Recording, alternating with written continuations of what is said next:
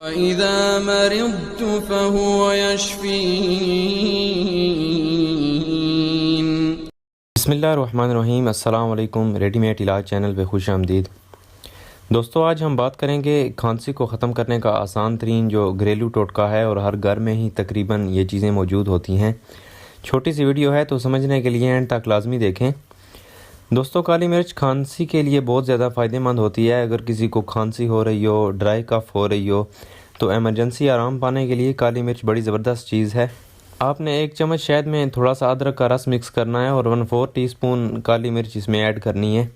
ये रात को सोते वक्त उस पेशेंट को जिसको खांसी का मसला है, चाहे खुश्क खांसी हो या बलगमी खांसी हो, उसको रात को सोते वक्त ये 1 चम्मच खिला दें।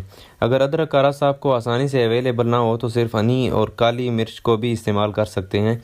ये खाने के बाद कम से कम आधा घंटा पानी ना पिएं। इस अमल से इंशाअल्लाह ताला आपको दायमी मसला भी हो तो बिल्कुल ख़त्म हो जाएगा। अगर किसी पेशेंट को खांसी का दायमी मरज़ नहीं है तो जिस वक्त खांसी का दौरा शुरू हो उस वक्त ये 1 चम्मच शहद, अदरक का पानी और काली मिर्च उसे खिला दें। लेकिन ख्याल रहे कि ये ज़्यादा मिकदार में इस्तेमाल ना करें। ये जब तीनों चीज़ें मिक्स होती हैं तो इसकी तासीर और कैफियत बहुत ज़्यादा गर्म हो जाती है। बेहतर यही है कि एक दिन में 3 से ज़्यादा बार इसे इस्तेमाल ना करें।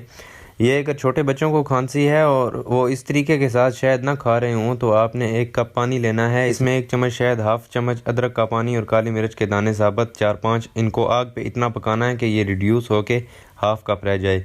तो इसे आप ठंडा होने दें। ये आपका कफ सिरप तैयार होगा। ये सिरप बच्चों को 1-1 चम्मच या हाफ चम्मच सुबह दोपहर शाम पिला दें। इससे उनकी खांसी बिल्कुल ख़त्म हो जाएगी। इसके अलावा काली मिर्च के और बहुत से फ़वाइद हैं। पिसी हुई काली मिर्च अपने दस्तरखान पे रखना और खाने के साथ इसे इस्तेमाल करना अपने रोज़ का मामूल बना लें।